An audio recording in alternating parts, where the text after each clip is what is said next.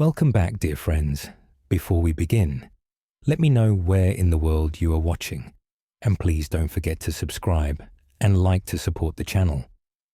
There's a moment that arrives without warning, usually at 3 in the morning when sleep refuses to come. You lie there in the darkness, and suddenly the thought arrives with crushing clarity.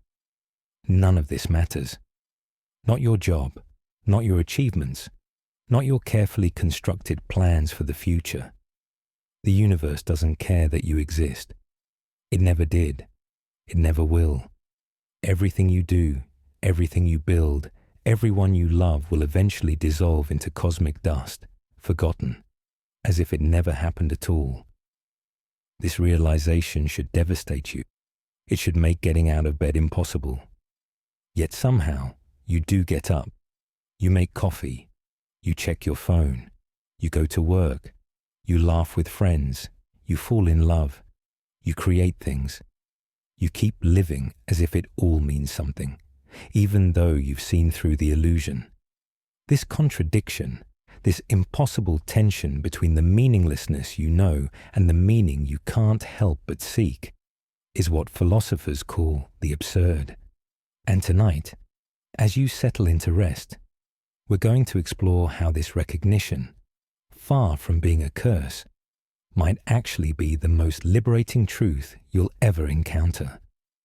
The absurd isn't just an abstract philosophical concept confined to dusty books, written by chain-smoking French intellectuals in Parisian cafes. It's the fabric of your daily experience, the background radiation of modern existence. You felt it, even if you've never named it. It's there in the Sunday evening dread before another week of meetings that could have been emails. It's in the desperate scroll through social media, seeking validation from strangers whose opinions shouldn't matter but somehow do. It's in the moment you achieve something you've worked toward for years, only to feel a hollow emptiness instead of fulfillment. It's in the realization that you're performing your own life for an audience that isn't watching. Every morning, your alarm sounds. You silence it. You get up, shower, dress in clothes chosen to present a particular version of yourself to the world.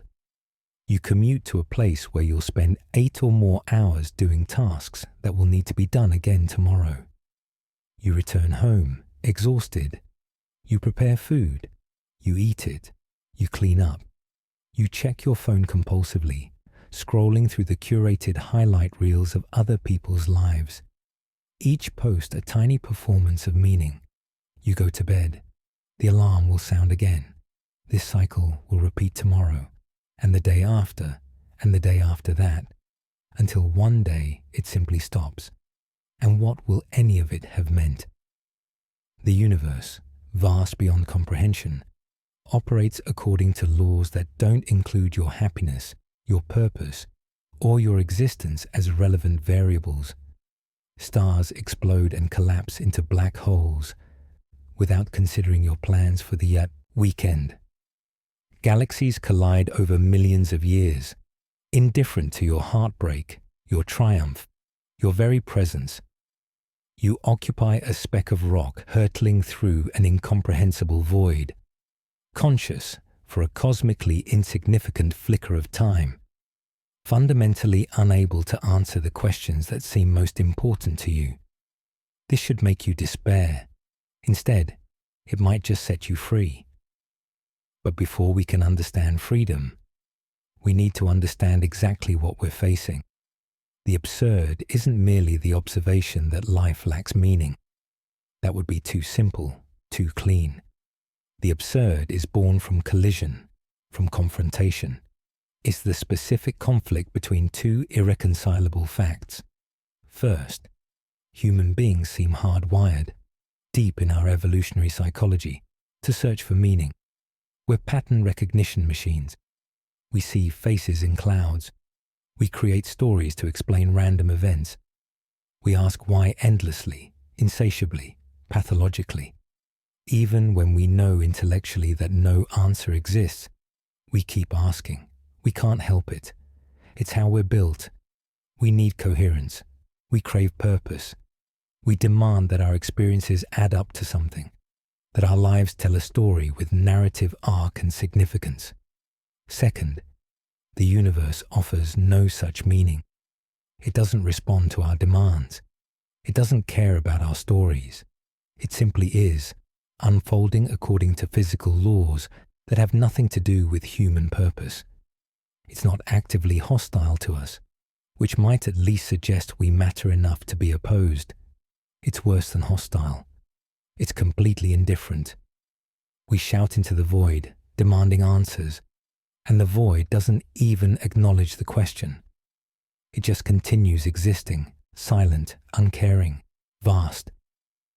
The absurd is born from this impossible meeting, this divorce between what we desperately need and what the world refuses to provide.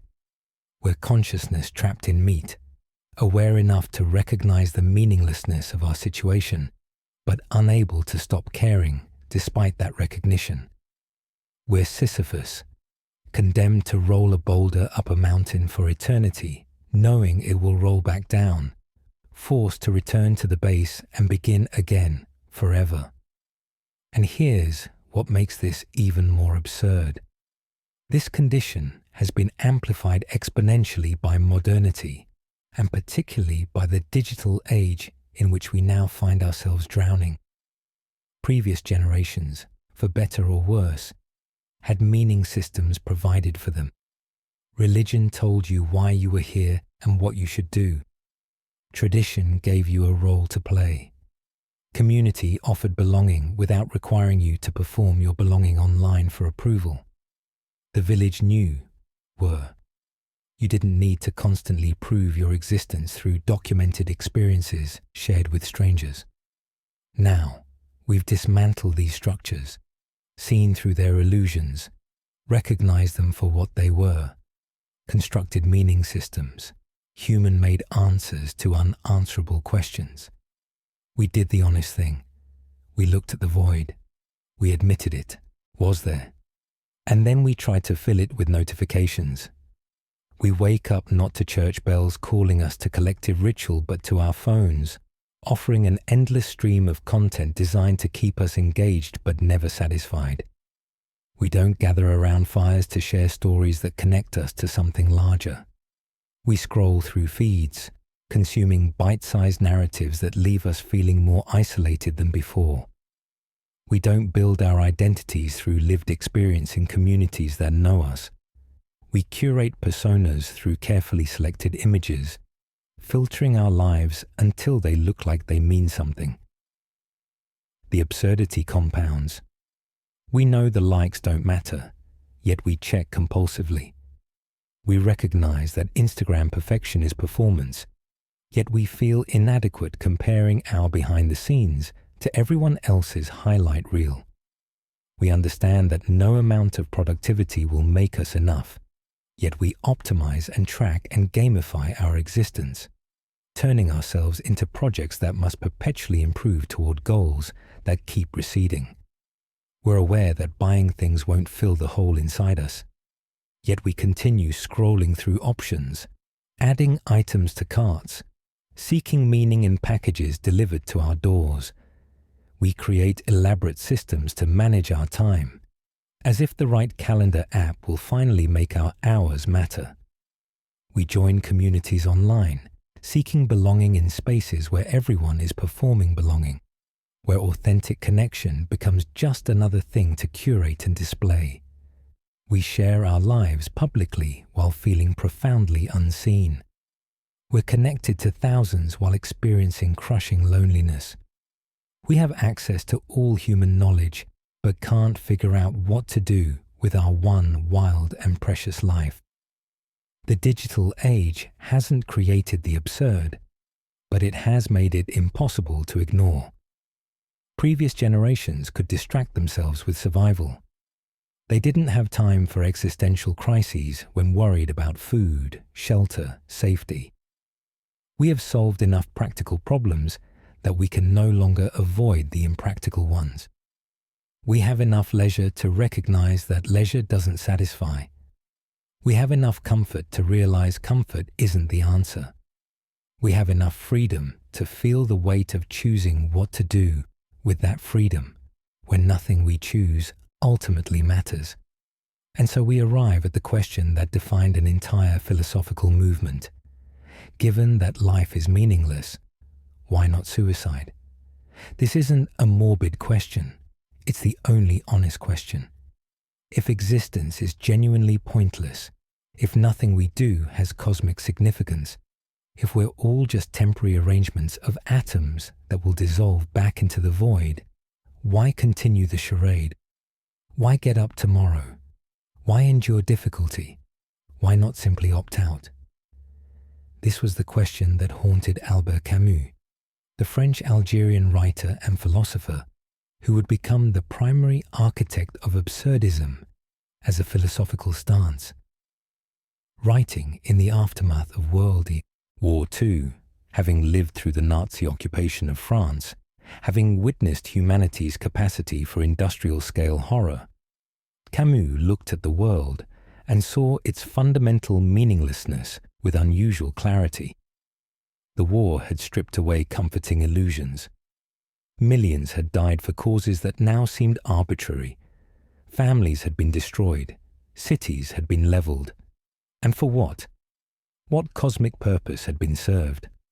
What grand narrative had given meaning to all that suffering? Camus saw clearly there was none. The universe didn't care about Nazi Germany or the resistance. It didn't care about good or evil, justice or oppression, life or death. It simply continued, indifferent. And yet, Camus also noticed something else. People continued. Despite everything, despite having every reason to give up, they kept going. They rebuilt. They loved. They created. They found ways to live that weren't just about survival, but about something more difficult to name. This observation led Camus to his central insight. The absurd isn't a problem to be solved, but a condition to be lived. He opened his most famous essay, The Myth of Sisyphus, with one of the most arresting sentences in all of philosophy. There is but one truly serious philosophical problem, and that is suicide. Everything else, he argued, flows from how we answer that question. Do we decide that meaninglessness makes life not worth living? Or do we find a way to live fully despite, or perhaps even because of, that meaninglessness? Camus looked at how people typically respond to existential questions and identified three main paths. He called them physical suicide, philosophical suicide, and revolt. Only one of these, he argued, genuinely confronts the absurd without trying to escape it. Physical suicide is straightforward, ending your life because you decide it's not worth living. Camus rejected this option not on moral grounds, but on logical ones. Suicide, he argued, doesn't solve the absurd. It simply removes you from the equation. It's not an answer, but an evasion. A confession that the absurd has won, that meaninglessness makes existence impossible. But more importantly, suicide eliminates the very consciousness that makes the absurd exist in the first place. The universe doesn't care whether you live or die. Rocks don't experience existential dread. Only conscious beings capable of recognizing meaninglessness can experience the absurd. To eliminate yourself is to eliminate the possibility of rebellion, of conscious defiance in the face of an indifferent universe. It's surrender when what's needed is revolt. Philosophical suicide, though, interested Camus more because he saw it everywhere, disguised as wisdom. Philosophical suicide happens when you recognize life's meaninglessness, but then leap into a meaning system that provides false certainty. You see the void, and instead of accepting it, you quickly cover it with comforting stories. The most obvious form of philosophical suicide is religious belief adopted specifically to escape existential anxiety. Camus wasn't attacking religious people who genuinely believed. He was challenging those who saw the absurd clearly, but then chose to believe anyway. not because the belief was true, but because it was comforting. This is the leap of faith that philosopher Søren Kierkegaard had famously advocated, jumping from reason into belief precisely because belief is unreasonable. For Camus, this was intellectual cowardice, abandoning the clear-eyed awareness of meaninglessness in favor of meaning you know you're constructing. But philosophical suicide isn't limited to religion. It happens whenever you adopt an ideology that claims to explain everything, that offers total meaning, that saves you from confronting the absurd. Marxism can function this way, turning history into a grand narrative with inevitable direction and ultimate purpose. Capitalism can do it too, transforming market logic into the organizing principle of existence. Nationalism does it by making your group identity the source of cosmic significance. Even some forms of existentialism, Camus argued, commit philosophical suicide by insisting you can create authentic meaning through choices and commitments. The problem isn't belief itself. The problem is using belief to escape the absurd rather than facing it. It's the difference between choosing to live a certain way while acknowledging the groundlessness of that choice, and pretending your choice has discovered or created objective meaning that resolves the fundamental tension. Philosophical suicide says, I found the answer. The absurd is solved. I no longer have to live with the uncomfortable awareness of meaninglessness. It's relief purchased through self-deception. You might recognize philosophical suicide in its modern forms. The person who becomes obsessed with productivity, treating efficiency as if it were purpose. The entrepreneur who turns hustle into identity, making success the measure of a life well lived. The spiritual seeker who jumps from practice to practice, always certain the next one will provide the meaning they seek. The parent who lives entirely through their children, making their offspring's achievements the justification for their own existence. The professional who defines themselves completely by their work, unable to answer who they are without referencing what they do. These are all ways of covering the void, constructing meaning to avoid confronting meaninglessness. And the digital age offers infinite opportunities for philosophical suicide. You can curate an identity online that feels so real you forget its performance. You can join communities that provide belonging, complete with shared language and values, making you forget that these too are human constructions floating in the void. You can measure yourself through metrics, followers, engagement, treating these numbers as if they reflect actual worth. You can stay perpetually busy, filling every moment with content consumption or creation, never allowing space for the question to arise, but what's it all for? Camus saw through all of it. He refused both physical and philosophical suicide. This left only the third option, revolt. This is the path Camus advocated, but revolt doesn't mean what you might think. It's not rebellion against life itself. It's not nihilistic rejection of everything. It's not rage or despair or violent opposition to existence. Revolt for Camus means something much more subtle and ultimately more challenging. Revolt means fully acknowledging the absurd and then living anyway. It means seeing clearly that life has no inherent meaning and choosing to live fully despite that recognition. It means maintaining awareness of the meaninglessness without letting that awareness crush you or drive you to false comfort. It's a stance of defiant consciousness, eyes open to the void, refusing to look away, but also refusing to be destroyed by what you see.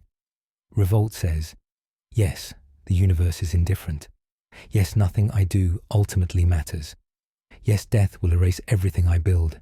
And yet, I will live. I will experience. I will create. I will love. I will engage fully with existence, not because it means something, but precisely because it doesn't. This isn't optimism. It's not positive thinking. It's not finding silver linings or making the best of things. It's something more radical. It's the decision to live intensely aware of life's absurdity, to embrace the contradiction rather than resolving it, to find a kind of freedom and even joy in the recognition that nothing you do needs to serve any cosmic purpose. Camus expressed this idea through myth, reaching back to ancient Greece to find the perfect symbol for the absurd condition and the proper response to it. In Greek mythology, there was a figure named Sisyphus, known for his craftiness and for repeatedly outwitting even the gods themselves. When Zeus discovered that Sisyphus had been disclosing divine secrets to mortals, he decided this human needed to be punished. But Sisyphus was clever. When death came for him, Sisyphus managed to trap death itself, chaining it up so that no one could die anymore. Eventually, the gods freed death, and Sisyphus had to face his fate. Even then, he managed one more trick. Before dying, he told his wife not to perform the proper burial rites. Once in the underworld, he complained about this disrespect and convinced Persephone, queen of the dead, to let him return to the living world temporarily to scold his wife for this omission. Of course, once back among the living, Sisyphus refused to return to the underworld. He lived on, defying death again. Eventually, the gods dragged him back. This time, they devised a punishment that would prevent any further escape. Sisyphus was condemned to push an enormous boulder up a mountain. Every time he neared the summit, the boulder would roll back down. He would have to return to the base and begin again. This would continue forever, an eternity of pointless repetitive labor that never accomplished anything, never reached completion, never earned rest. For most people reading this myth, Sisyphus represents futility and torment. He's the ultimate image of meaningless suffering. But Camus saw something else. He saw the perfect metaphor for human existence and the possibility of happiness within absurdity. Consider what Sisyphus's situation actually entails. The task itself is meaningless. There's no purpose to moving the boulder except the moving itself. It accomplishes nothing. It builds nothing. It serves no one. The labor is repetitive, unchanging, eternal. There's no variety, no progress, no achievement. The outcome is predetermined. No matter how hard Sisyphus pushes, no matter what technique he develops, no matter how much he might wish otherwise, the boulder will roll back down. His efforts change nothing. There's no hope of escape, no possibility of parole, no way to improve his situation. This is his existence now, forever. Sound familiar? This is your life if you look at it clearly. You wake up. You work at tasks that will need to be done again. You push your particular boulder uphill. You check items off your to-do list, only to find new items appearing. You achieve goals, only to set new ones. You solve problems, only to encounter new problems. You build things that will eventually decay. You create order that will eventually collapse back into entropy. You maintain relationships that will eventually end in death or dissolution. You pursue satisfaction that proves temporary the moment you achieve it. The boulder always rolls back down. Tomorrow, you'll wake up and need to do it all again. Most people resist this recognition. They insist their boulder pushing serves some purpose. They're not just going to work, they're building a career. They're not just maintaining a household, they're creating a home. They're not just passing time, they're making memories. They need to believe it means something. But Camus asks, what if you stopped needing that? What if you looked directly at the futility and accepted it? What if you acknowledged that yes, you are Sisyphus, condemned to meaningless repetitive labor, and yet decided to be happy anyway? This is where Camus' most famous line arrives, the conclusion of his essay on Sisyphus. One must imagine Sisyphus happy, This sentence initially sounds absurd itself, possibly cruel. How could Sisyphus be happy? He's suffering eternal punishment. His existence is torment. He has every reason for despair. But Camus argues that happiness becomes possible precisely at the moment Sisyphus fully accepts his condition. Consider the journey down the mountain, after the boulder has rolled back down. Sisyphus, having pushed with all his strength to near the summit, now watches his work undo itself. The boulder tumbles down in moments, erasing hours of effort. Now he must descend to begin again. This descent, Camus says, is when Sisyphus becomes interesting. This is the moment of consciousness, the pause before beginning again. In this moment, Sisyphus knows exactly what awaits him. There's no illusion, no false hope, no comforting story. He sees his situation clearly, eternal futile labor. And in that clarity, that full awareness of the absurd, something shifts. Sisyphus becomes superior to his fate, not because he escapes it or gives it meaning, but because he knows it fully and yet continues. His consciousness transforms torture into triumph. He sees the meaninglessness and doesn't look away. He accepts it, and in accepting it, he finds a kind of freedom. The rock belongs to him now. This mountain is his world. This task is his existence.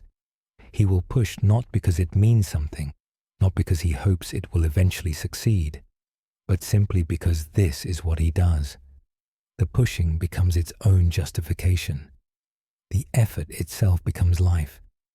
There's something liberating about no longer needing your suffering to be meaningful. If nothing means anything, then pushing a boulder is no worse than any other activity. It's no worse than climbing the corporate ladder, which also never truly ends. It's no worse than pursuing status, which always proves temporary. It's no worse than seeking pleasure, which always fades. Sisyphus is condemned to roll a boulder. You are condemned to wake up each morning and live. Neither task has ultimate meaning. Neither accomplishes anything eternal. Both simply are. Sisyphus, fully aware of this, can find happiness not despite the absurdity, but through his complete acceptance of it. He scorns the gods who punished him. He scorns the boulder that defeats him. He scorns his fate, and in that scorn, that refusal to be defeated by meaninglessness, he finds dignity.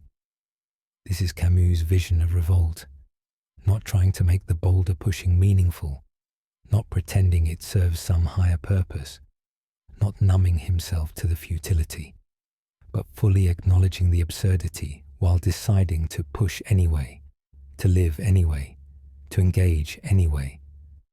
The struggle itself toward the heights is enough to fill a human heart. And now we must ask, what does this mean for you?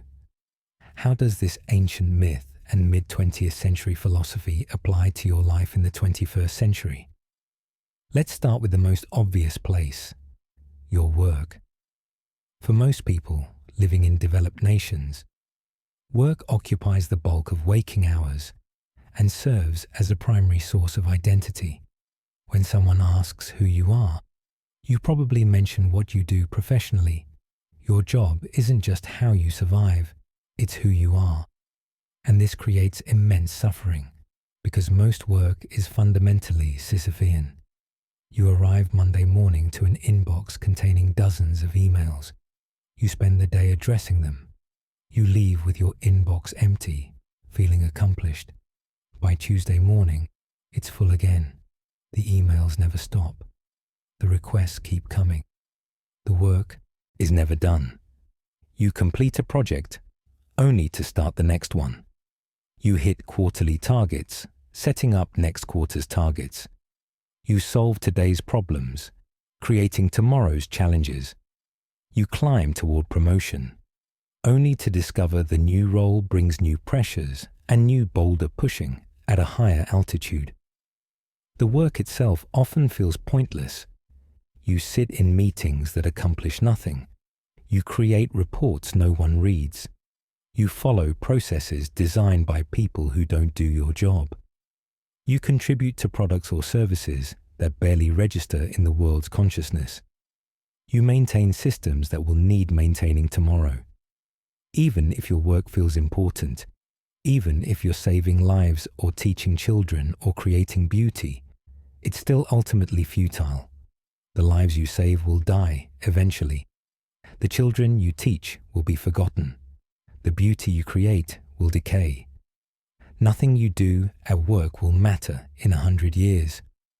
Almost certainly, it won't matter in 10 years. Possibly, it won't matter next week. This realization crushes people who need their work to mean something, who need their labor to serve some ultimate purpose, who need to believe their career is building towards something significant. They experience burnout not just from working too hard, but from the underlying sense that none of it matters. They feel like frauds because at some level they recognize they're pushing a boulder uphill and the boulder keeps rolling back down. But what if you accepted this? What if you acknowledge that yes, your work is Sisyphean, and that's fine? What if you stop needing your job to fulfill you, to complete you, to give your life meaning? The absurdist approach to career is liberating precisely because it frees you from impossible expectations. Your job doesn't need to be your passion. It doesn't need to align with your purpose. It doesn't need to reflect your authentic self. It can simply be what you do to earn money, to occupy time, to contribute something to the collective while you're here. You can take pride in doing it well without needing it to mean everything. You can engage fully in the work without letting it define your worth. You can push your professional boulder with commitment and even joy, knowing it will roll back down tomorrow, accepting that this is simply what work is. This doesn't mean you should stay in work that actively harms you or others. It doesn't mean accepting abuse or injustice. It means releasing the expectation that your career should solve the existential question of your life's meaning. That's not what careers do. They never did. Previous generations understood this better. Your grandfather probably didn't agonize about whether his job reflected his authentic purpose. He did his work, earned his living, and found meaning elsewhere. We've burdened careers with expectations they can't bear, treating them as if they should be quests for self-actualization, rather than simply how we contribute and survive. The absurdist says, work is what you do, it's not who you are. Push the boulder competently. Leave it at the office. Your life is elsewhere. And where is your life? If not in career achievement, where does the absurdist find engagement? Camus answers, everywhere and nowhere. The absurd life is characterized by what Camus calls passion, freedom, and revolt. Let's understand what he means. Passion, in Camus' sense, doesn't mean finding your one true calling or pursuing your deepest interest. It means living with intensity and full presence. It means experiencing each moment as completely as possible, without projecting into past or future. The absurdist knows that nothing lasts, that all experiences are temporary, that death will erase everything. This knowledge doesn't diminish experience, it intensifies it. If you have finite time, if nothing ultimately matters, then everything becomes equally available for engagement. You're free to pursue whatever calls to you in this moment without needing it to lead anywhere or build toward anything. You can throw yourself into relationships knowing they'll end. You can create art knowing it won't last. You can learn skills you'll never master. You can travel to places you'll forget. You can have conversations that disappear into time. None of it needs to accumulate into something. None of it needs to tell a coherent story. You're not building a legacy. You're simply alive right now. This might sound hedonistic, like an invitation to pure pleasure-seeking. But that's not what Camus means. Pleasure is fine, but it's just one kind of experience among many. The absurdist pursues intense engagement with life in all its dimensions, including difficulty, pain, confusion, and challenge. These aren't obstacles to avoid. They're part of what it means to be fully alive. Consider, if you knew you were going to die tomorrow, would you spend today seeking pleasure? Maybe. Or maybe you'd do something harder, something that scared you, something that felt significant, even though you know it's not. Maybe you'd have a difficult conversation you've been avoiding. Maybe you'd create something knowing no one will see it. Maybe you'd simply sit with someone you love, fully present, aware that this moment is all you have. The absurdist lives this way not because death comes tomorrow, but because death comes eventually, which is the same thing on a cosmic scale. Every moment is all you have. This is freedom, the second characteristic of absurd life. Freedom here doesn't mean doing whatever you want without consequences. It means liberation from needing your choices to be right, to lead somewhere, to mean something beyond themselves. You're free to try things that might fail because failure doesn't matter more than success. You're free to change directions because you don't need your life to follow a logical plot. You're free to contradict yourself because you don't need to maintain a coherent identity. You're free to care deeply about things that don't matter because nothing matters, which means everything is equally available for caring. This freedom is terrifying because it removes the structures that usually guide decisions. If nothing matters, how do you choose? If success and failure are equally meaningless, why pursue anything? If all paths lead nowhere, why walk? This is where revolt comes in, the third characteristic. Revolt is the ongoing refusal to accept that meaninglessness should stop you from engaging. It's the daily decision to get up and push your boulder, even though you know it will roll back down. It's choosing to live fully aware of life's absurdity, maintaining that consciousness without being crushed by it. Revolt is not one-time acceptance, but continuous practice. You don't accept the absurd once and then move on. You face it repeatedly, day after day, moment after moment. Some days will be easier than others. Some days the boulder will feel lighter. Other days it will seem impossibly heavy. But you push regardless, not because you hope it will eventually stay at the top, not because you believe the effort builds towards something, but because pushing is what you do. You're alive, so you live. This is perhaps the most challenging aspect of Camus' philosophy, because it offers no escape from consciousness. You can't numb yourself. You can't pretend. You can't construct false meaning to ease the burden. You have to maintain awareness of the absurd while simultaneously engaging fully with life. You have to hold both truths. Nothing matters, and yet you care.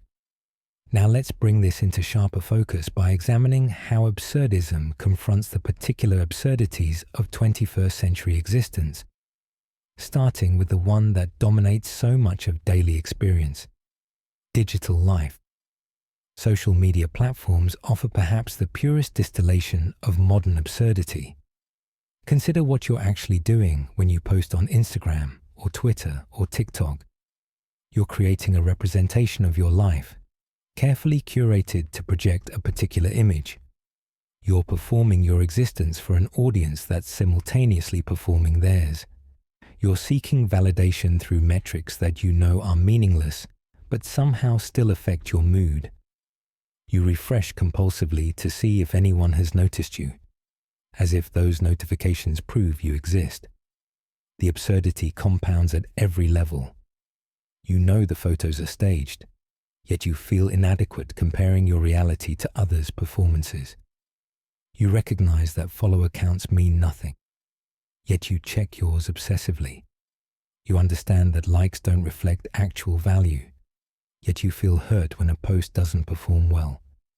You're aware that you're wasting time scrolling, yet you can't stop.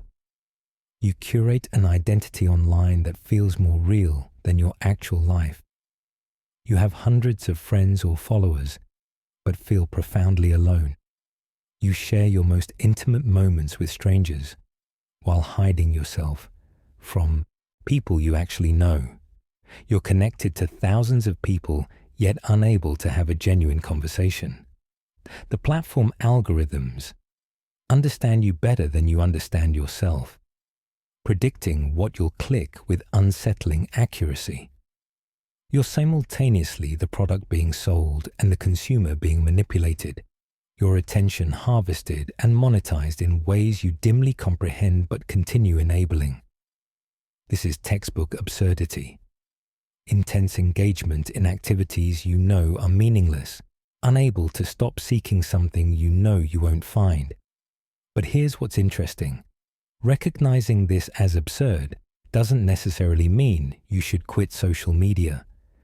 The absurdist response isn't to reject technology or return to some imagined authentic past. That would be its own form of escape. Instead, the absurdist engages with digital life consciously, aware of its absurdity, not pretending it means more than it does. You can post photos knowing its performance. You can engage with content knowing its distraction. You can participate in online communities knowing they're not real communities. You can do all of this without self-deception, without needing it to be more than it is. The key shift is from unconscious absorption to conscious participation. You're not passively scrolling, hoping the next post will finally satisfy. You're actively choosing to engage with this absurd system, aware of exactly what you're doing. You're not curating an identity believing it reflects your authentic self. You're playing with identity, trying on versions of yourself, entertaining yourself with the performance. When you do this consciously, social media becomes less oppressive. The likes still don't matter, but now you know they don't matter. The hollow feeling after scrolling is recognized for what it is. The absurd recognition that you just spent an hour seeking meaning in a place meaning can't exist. Instead of feeling guilty or ashamed, you simply acknowledge it and move on. This applies to all digital absurdity, the infinite content you'll never consume, the productivity apps that can't make your time meaningful, the optimization culture that treats you as a project to be perfected toward undefined goals, the quantified self-movement that measures everything but can't tell you what anything means, the knowledge that's available but doesn't translate to wisdom, the connection that doesn't create community, the presence that somehow makes you more absent. You can engage with all of it consciously, aware of the absurdity, participating without needing it to be more than performance and distraction, and occasionally useful tool. You can use technology without letting it use you, not by rejecting it, but by seeing it clearly for what it is. Now let's examine relationships, where absurdism offers particularly challenging insights. Love, friendship, family.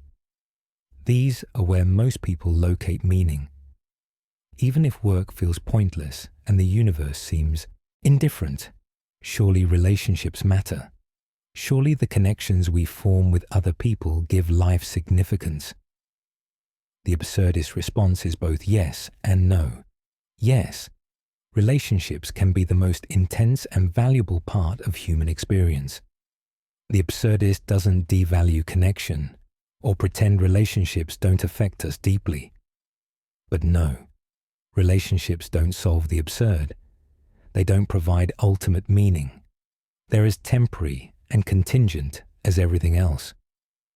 Consider romantic love, probably the most mythologized human experience. Culture tells us that finding the right person will complete us, that love gives life meaning, that soulmates exist, and our job is to find ours. This narrative creates impossible expectations. You search for someone who will make everything make sense. You need your relationship to be cosmic destiny rather than fortunate circumstance. You interpret conflicts as signs you've chosen wrong, rather than normal aspects of any sustained connection between imperfect humans. And when relationships end, as most do, you feel not just grief, but existential failure. If love was supposed to give your life meaning, and this love died, what does that say about your existence? The absurdist approach is different. You can love fully, passionately, intensely, without needing the relationship to mean anything beyond itself. You engage with another person, knowing this will end, knowing you can never truly know them, knowing both of you are changing in ways neither can predict, knowing the story won't have a happy ending because the only ending is death. This knowledge doesn't diminish love, it intensifies it. If you know your time together is finite, each moment becomes more precious. If you accept that this person can't complete you or give your life meaning, you stop burdening them with impossible expectations. You love them as they actually are rather than who you need them to be. You show up fully aware that this is all temporary, which paradoxically makes showing up more important. There's no future to save the relationship for. There's only now. Similarly with friendship. Culture treats adult friendships as optional, something you fit in around more important obligations. But the absurdist recognizes that friendship is one of the few things worth the investment. Not because friends give your life meaning, but because shared experience, conversation, laughter, support. These are simply good parts of being alive. You don't need friendship to serve some purpose beyond itself. Friends don't need to be useful or advance your goals or fit into your 5-year plan. They're just people you enjoy being with, which is enough. Family relationships become less fraught when you release expectations that family should provide unconditional love or deep understanding. Some family relationships are good, some aren't. Some family members understand you, most don't. You don't need family to be any particular way. You can engage with family as they actually are, finding connection where it exists, accepting distance where it doesn't, without needing it all to add up to some story about what family means. In all relationships, the absurdist practices what might be called loving detachment. Not indifference or coldness, but engagement without possession, care without dependence, presence without need. You can love someone deeply while recognizing they're as lost as you are, as unable to provide answers, as temporary. You can show up for people knowing they'll disappoint you, knowing you'll disappoint them, knowing it all ends badly eventually. This isn't cynicism. It's clear-eyed love, loving without illusion. And paradoxically, this kind of love often proves more sustainable than the kind that needs the other person to be your salvation. When you stop needing relationships to give your life meaning, you can actually experience the relationships themselves without all that pressure. You can be with people as they are. You can allow things to end without it destroying you. You can say goodbye knowing you'll say goodbye eventually anyway. This isn't emotional detachment. It's the opposite. It's caring so much that you refuse to burden the relationship with existential weight it can't carry. Let's talk about identity, another place where modern absurdity becomes particularly acute. Who are you? This question, once answerable through role and tradition, has become impossible. You're supposed to discover yourself, find yourself, be yourself, create yourself. But which self? The one at work? The one with family? The one online? The one alone at 3 a.m. staring at the ceiling? These feel like different people. You contain contradictions. You change over time. You perform different versions of yourself in different contexts. Which one is real? The absurdist answer: none of them and all of them. There is no fixed authentic self waiting to be discovered. There's no coherent identity you need to create and maintain. You're not a thing, but a process, constantly changing, containing contradictions, performing different roles. This recognition is liberating because it frees you from the exhausting project of self-construction. You don't need to figure out who you really are. You don't need to live according to your values, because your values conflict and change.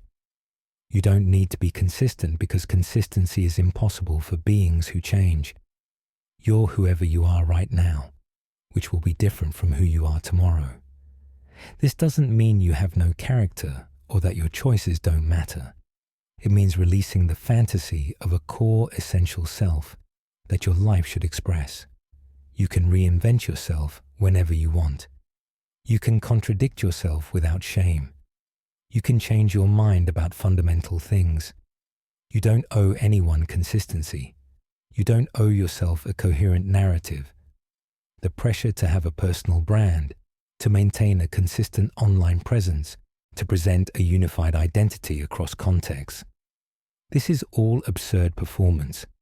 You can do it consciously, aware you're performing, or you can torture yourself trying to figure out which performance is the real you.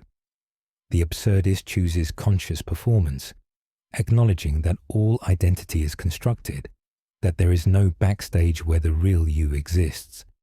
Its performance is all the way down, and that's fine.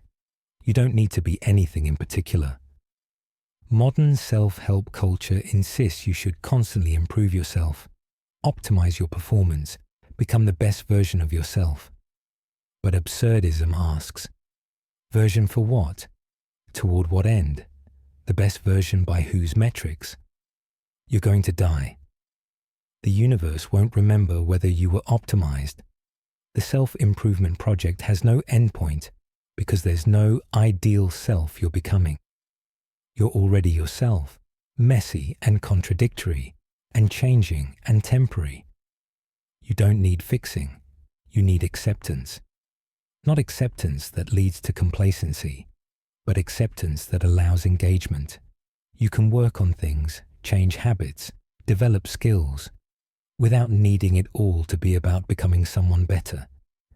You can simply do things because you want to do them now, knowing you might not want to tomorrow, knowing it doesn't build toward anything.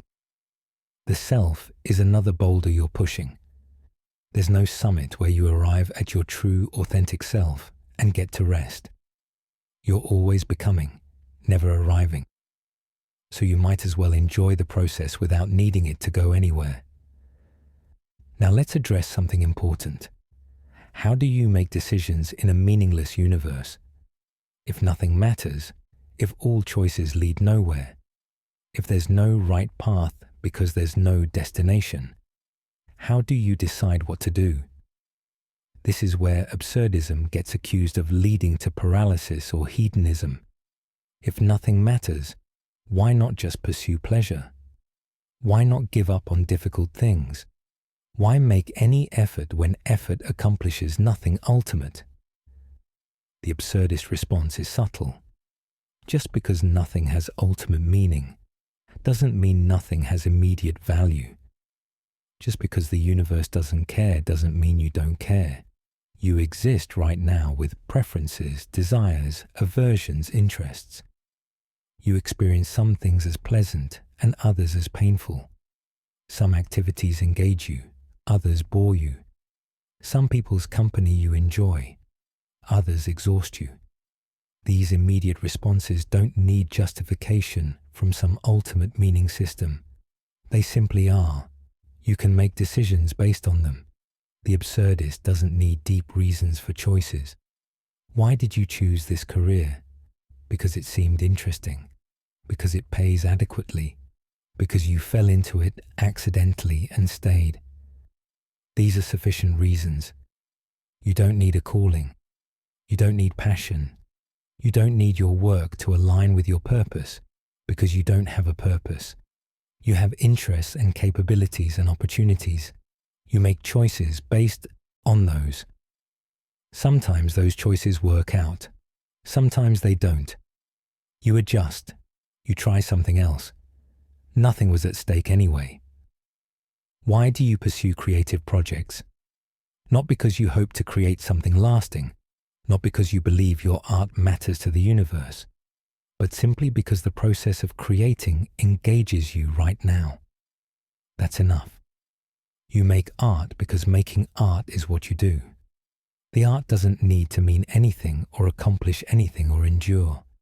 It's just activity, process, engagement with materials and ideas. It's boulder pushing. You do it knowing the boulder rolls back. Why maintain relationships despite their difficulties? Not because relationships give your life meaning, but because connection, even temporary and imperfect connection, is part of what makes being alive bearable and occasionally joyful. You don't need deep reasons. You like these people. You enjoy their company. Sometimes they understand you. Often they don't. You show up anyway because showing up is what you do. How do you decide what's right and wrong? This is the accusation often leveled at absurdism. If nothing matters, doesn't everything become permissible? If there's no ultimate moral law, why not harm others? Camus addressed this directly. The absurd doesn't lead to immorality. It leads to a particular kind of ethical stance based on solidarity and revolt. Here's the logic. You recognize the absurd. Others recognize it too. You're all conscious beings aware of your mortality and meaninglessness, all pushing boulders, all condemned to temporary existence in an indifferent universe. This shared condition creates natural solidarity. You don't harm others because you recognize they're in the same situation you're in. You don't need God to tell you killing is wrong. You know it's wrong because you know what consciousness is, what life is, how precious and temporary it is. You rebel against the absurd by refusing to add to the universe's indifference through your own cruelty. This isn't conventional morality based on divine command or universal law. It's ethics born from lucid awareness of the human condition.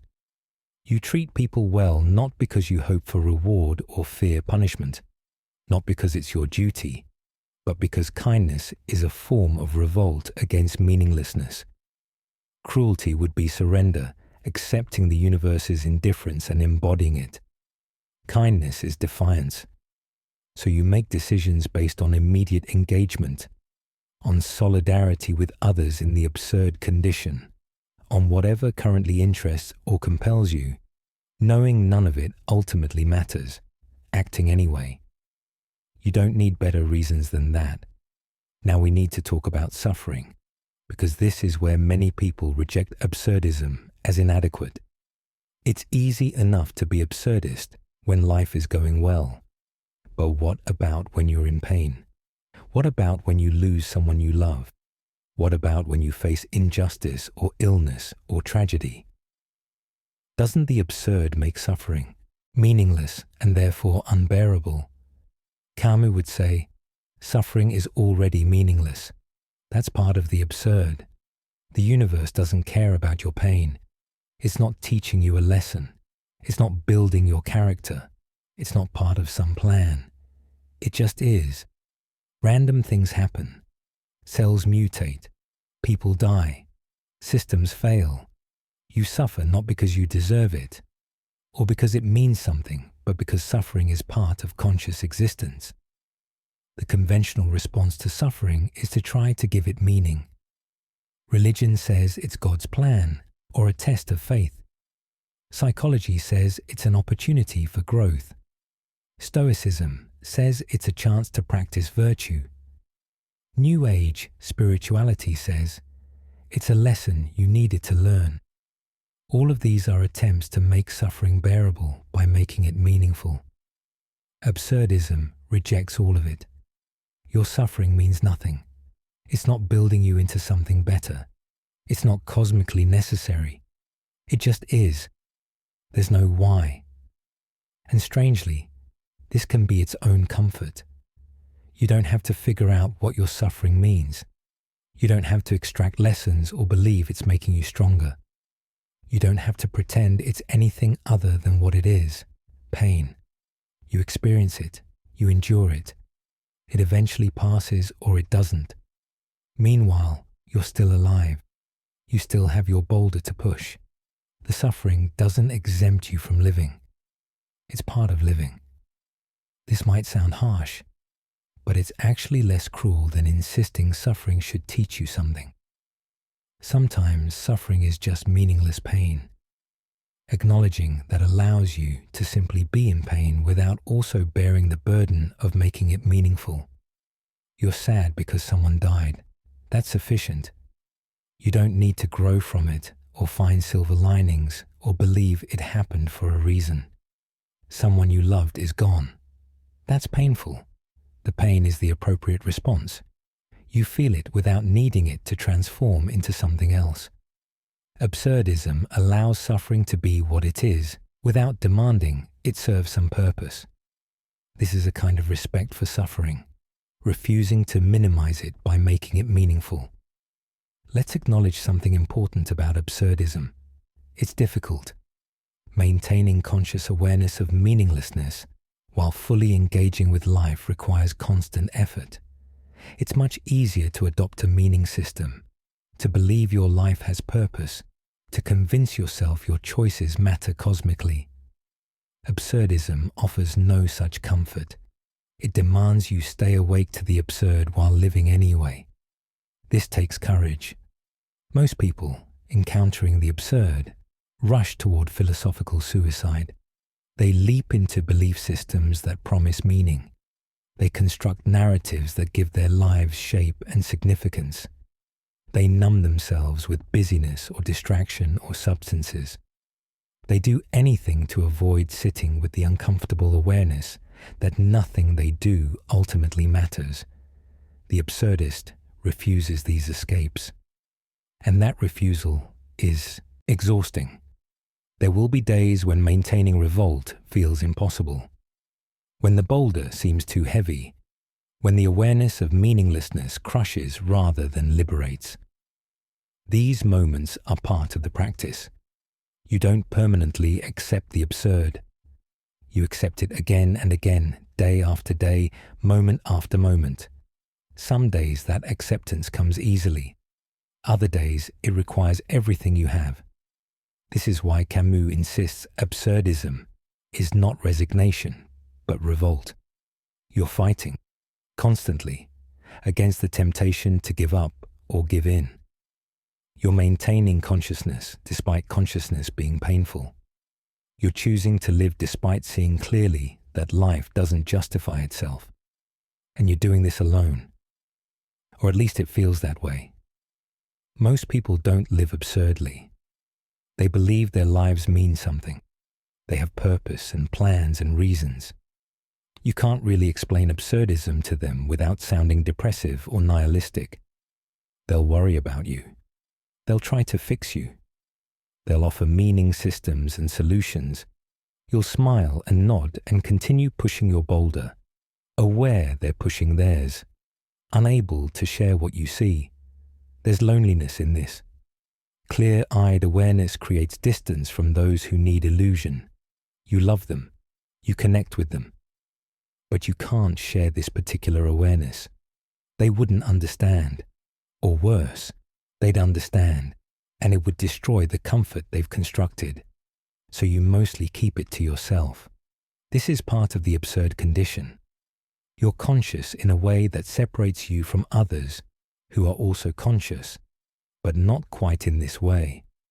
You share the human condition of meaninglessness, but experience it differently than those who haven't fully acknowledged it. Let's compare absurdism briefly to other philosophical responses to meaninglessness, because understanding the differences clarifies what absurdism is and isn't. Nihilism says, nothing matters, so nothing matters. Life is meaningless, therefore we should recognize everything as equally worthless. There's no point doing anything. No choice is better than any other. Existence is pointless suffering we should simply endure until it ends. The nihilist gives up. Absurdism says, nothing matters, so everything's permitted. Life is meaningless, but that's liberating rather than depressing. Since nothing has cosmic significance, you're free to engage with whatever interests you without needing it to build towards something. You can care intensely about things that don't matter, the absurdist rebels. Existentialism says, nothing has inherent meaning, so you must create your own. Life doesn't come with built-in purpose, but through your authentic choices and commitments, you can construct meaning that's real for you. You're free and responsible for making something of your existence. The existentialist creates. Absurdism says, you can't actually create meaning. You can act as if things are meaningful, but you know you're performing, constructing something you recognize as constructed. The universe's meaninglessness can't be overcome by human meaning-making. The absurd remains. The absurdist accepts. These differences matter. The nihilist becomes passive. The existentialist becomes project-oriented. The absurdist becomes engaged but detached. The nihilist stops caring. The existentialist cares deeply about self-created meaning. The absurdist cares while knowing caring doesn't change anything. In practice, many people blend these approaches, treating different domains with different philosophical stances. You might be existentialist about career, absurdist about relationships, nihilist about politics. That's fine. Philosophy isn't religion. You don't have to be orthodox. Use what works. But understanding the distinctions helps clarify your own stance. Where do you locate meaning? Do you believe you can create it? Do you accept its absence? Do you revolt against it? How you answer determines how you live. There's something else worth noting. Absurdism has unexpected resonances with certain Eastern philosophies, particularly Buddhism. Both recognize the fundamental unsatisfactoriness of existence. Both see desire as creating suffering. Both advocate a kind of non-attachment to outcomes. But they differ importantly. Buddhism offers enlightenment as escape from suffering. Follow the path, achieve nirvana, transcend the cycle of desire and dissatisfaction. Buddhism solves the problem. Absurdism says the problem can't be solved. There's no enlightenment that transcends the absurd. You remain conscious, aware, engaged with meaninglessness until you die. There's no escape, only ongoing revolt. Still, the practices can complement each other. Buddhist meditation helps maintain awareness without being overwhelmed by it. Mindfulness trains the muscle of staying present, rather than projecting into future or past. Non-attachment allows engagement without needing to possess or control outcomes. You can use Buddhist techniques in service of absurdist goals, staying conscious, maintaining revolt, engaging fully while knowing nothing lasts.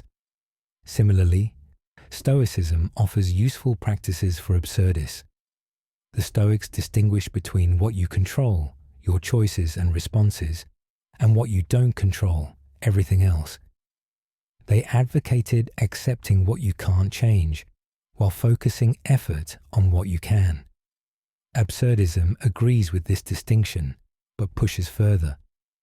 Not only can you not control external events, you can't make them mean anything. The Stoics believed living according to virtue provided meaning. Absurdism says even virtue is ultimately meaningless, though you might choose it anyway. Still, Stoic practices help with absurd living. Negative visualization, imagining loss, prepares you for the impermanence absurdism acknowledges. Voluntary discomfort reminds you that comfort isn't the goal. Contemplation of death keeps you conscious of mortality. These practices support absurdist awareness without requiring Stoic metaphysics. Use what works from any tradition. Absurdism isn't jealous. It doesn't demand purity. It's a stance you can maintain while borrowing techniques from anywhere. The point isn't philosophical consistency. The point is staying conscious and engaged despite meaninglessness. Now we're reaching the part of this journey where we need to return to where we began. Back to Sisyphus at the base of his mountain. Back to you in your bed as sleep approaches. You've spent this time exploring what might be one of the most challenging philosophical positions. That life is absurd, meaning is impossible, and yet you can be happy. Not happy in the sense of constant pleasure or satisfaction. Happy in the sense of being fully engaged with existence, conscious and rebellious, pushing your boulder with clear eyes and something approaching joy. Tomorrow morning, your alarm will sound. You'll wake to another day of repetitive tasks and temporary pleasures and relationships that will end and work that doesn't ultimately matter. You'll check your phone, consume content designed to keep you engaged but never satisfied. Perform your identity for audiences that don't really see you. You'll have conversations where no one truly understands. You'll pursue goals that keep receding. You'll maintain order knowing entropy wins eventually. You'll love people knowing you'll lose them. You'll create things knowing they'll be forgotten. You'll try to matter in a universe that doesn't acknowledge your existence. Your boulder will be waiting, and you'll push it anyway. Not because you believe it will eventually stay at the summit. Not because you've convinced yourself the pushing builds towards something meaningful. Not because you've numbed yourself to the futility. But because you've looked at the absurd clearly, accepted it fully, and decided to live anyway. This is what Camus means when he says we must imagine Sisyphus happy. Sisyphus is happy not despite his eternal punishment, but through his clear-eyed awareness of it. He knows exactly what his existence entails. No illusions, no false hopes, no meaning imposed from outside. Just the boulder, the mountain, the eternal recurrence of his futile labor. And in knowing this fully, in accepting it completely, in scorning the gods who condemned him and the fate that binds him, he becomes greater than his circumstances. He owns his boulder. This mountain is his world. This task is his existence.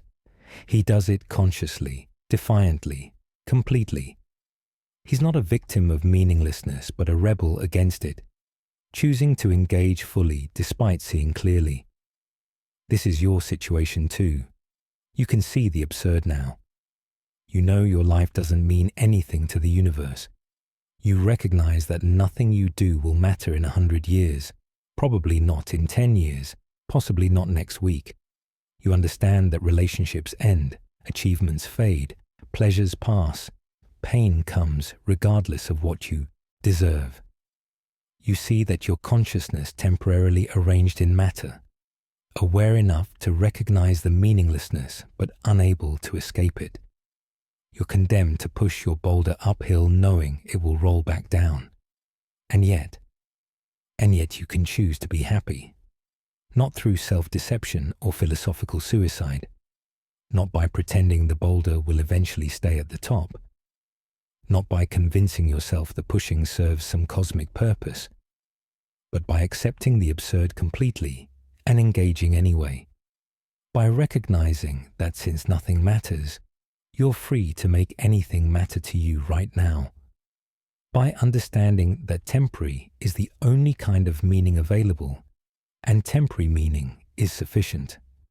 By deciding that the struggle itself toward the heights is enough to fill your heart. This is the absurdist path. Clear-eyed awareness maintained without succumbing to despair. Full engagement with life undertaken without needing it to be more than it is. Passionate pursuit of experiences, relationships, creations, chosen freely because nothing external demands them. Solidarity with others in the shared absurd condition. Rebellion against meaninglessness through the simple act of continuing to live consciously and intensely. Tomorrow, you'll wake up. You'll have your coffee. You'll check your email. You'll go to work or care for children or create something or connect with someone or simply exist through another day. You'll encounter small frustrations and minor pleasures. You'll have moments of clarity and long stretches of distraction. You'll feel connected and then isolated. You'll achieve something and watch it become yesterday's news. You'll love people and feel misunderstood. You'll try to matter and recognize you don't. Your boulder will roll back down. You'll return to the base to begin again. And you can do all of this with a kind of joy, not because you've found meaning, but because you've accepted meaninglessness. Not because it all makes sense, but because you've stopped needing it to make sense. Not because you believe you're building towards something, but because you've released the need for your efforts to accumulate. You can push your boulder consciously, aware of the absurdity, refusing to be defeated by it. You can live fully engaged while knowing nothing you do ultimately matters. You can care intensely about temporary things. You can love people you'll lose. You can create beauty that will fade. You can pursue goals that lead nowhere. You can simply be alive, aware, rebellious, free. This is what it means to embrace the absurd, to see clearly and live anyway, to know it's meaningless and find that liberating, to recognize your Sisyphus and decide to be happy. As you drift towards sleep now, let go of the need for your life to mean something beyond itself. Let go of the pressure to make it all make sense. Let go of the demand that your efforts accumulate towards significance. Your life doesn't need to tell a coherent story. It doesn't need to build towards something. It doesn't need cosmic justification. It simply is. You simply are. This moment is all you have, and this moment is enough. Tomorrow, your boulder will be waiting. You'll push it up the mountain. It will roll back down. You'll do it again the next day, and the day after, until you don't. The universe won't notice. Your existence won't have mattered to the cosmos, and that's fine. That was never what mattered anyway. What matters, insofar as anything matters, is how you push. Whether you push consciously or unconsciously. Whether you accept the absurd or flee from it. Whether you live with clarity or delusion. Whether you embrace the struggle or are crushed by it. Sisyphus pushes his boulder. You live your life. Neither task has ultimate meaning. Both simply are. And Sisyphus can be happy. So can you. Not by finding meaning that doesn't exist. Not by pretending the boulder serves some purpose. But by accepting what is, fully and clearly, and engaging anyway. By choosing life despite seeing through it. By maintaining consciousness without being destroyed by it. By pushing your boulder with eyes open and something approaching joy. One must imagine Sisyphus happy. One must imagine yourself happy too. Not happy because you've solved the problem of existence. Not happy because you found your purpose. Not happy because you believe it all means something. But happy because you've stopped needing it to mean something. Happy because you've accepted the absurd. Happy because you're alive and conscious and engaged despite knowing exactly what that entails. Happy because you're free from the exhausting project of making your life significant. Happy because you can simply be, without justification, without cosmic importance, without ultimate purpose. Happy because the struggle itself is enough. Tomorrow, you'll wake up and push your boulder. Today, right now, let yourself rest. The absurd will still be there in the morning. Your boulder isn't going anywhere. For now, in this moment, there's nothing you need to do, nothing you need to become, nothing you need to prove. You can simply be a temporary arrangement of conscious matter, drifting towards sleep, part of this vast, indifferent universe, aware and alive and utterly, beautifully, absurdly here. Rest well, fellow travelers in meaninglessness. Rest well, pushers of boulders. Rest well, absurd heroes. Tomorrow, the struggle continues. Tonight, let yourself find peace in the recognition that nothing needs to be more than it is. Sleep now. Your mountain will wait. Your boulder will roll again. And you'll be there to push it, conscious and rebellious and inexplicably, impossibly happy. Sweet dreams, friends. Sweet dreams in the face of the absurd.